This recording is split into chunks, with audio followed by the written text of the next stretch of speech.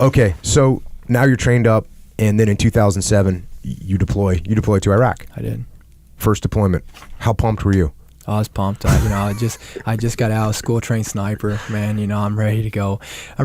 Turn the heat up, right? And where we were going was actually a bad spot. I mean, we were in Karma. Yep. And it had been bad, but it was like we were part of that surge. Mm-hmm. And when we got there, we took some contact once, and it's just like the water faucet turned off. Mm-hmm. You go from streets that you were fighting down to next thing you know, you could walk down with no gear. And so what were you guys doing? Just doing patrols? We were doing a lot of dwell ops. So Which is what? We would go out. Basically, what they were the theory on this was we would go out off the fob and stay like 4 or 5 days in a house, and we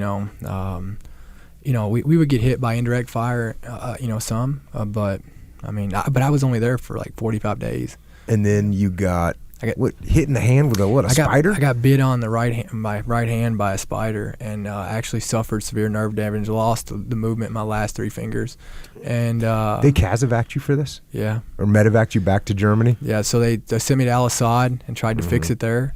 They rushed me in. I had 2 surgeries in Camp Fallujah, and then they moved me to Al Assad, and then they sent me back to Germany, and I was there for like 25 days in the hospital in Germany. Trying to save your hand, basically. Yeah. And then they sent me home, and then I was having to do occupational therapy to get my fingers back. They wouldn't move, Were you back in Kentucky? No, I was back at Hawaii. Okay, back to Hawaii. Yeah, all right. back in my unit. But you did have a little bit of Kentucky with you there in the form of bourbon. Yeah, a lot of it. I was drinking.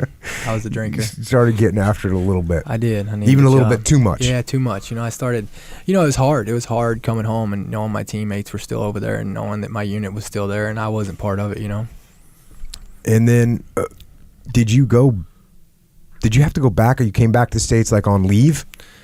No. After your hand was hurt? Yeah. So I came back to Kentucky. Got it. Yeah. And you hung out there for a while. And actually, you lost a couple friends at that time period, didn't you? I did. Gosh, it was terrible. Tragic situations. Yeah, it was terrible. I had the guy, actually, his name's on my chest, and we played football together, and he had called me. I was leaving the hospital, and I was coming home that weekend, and he had called me. He had called me right before I was on the way to the hospital and said, hey man, we're gonna go to this football game. We're gonna watch my little brother play. All that. And I got a call as soon as I was leaving the hospital, and he'd had a wreck and got killed. Yeah, close friend. And I lost another friend. She got killed in December. Dang. Yeah. Not exactly what you want to go home on leave for, man. That's harsh. No. But it's just the way it goes. Yeah.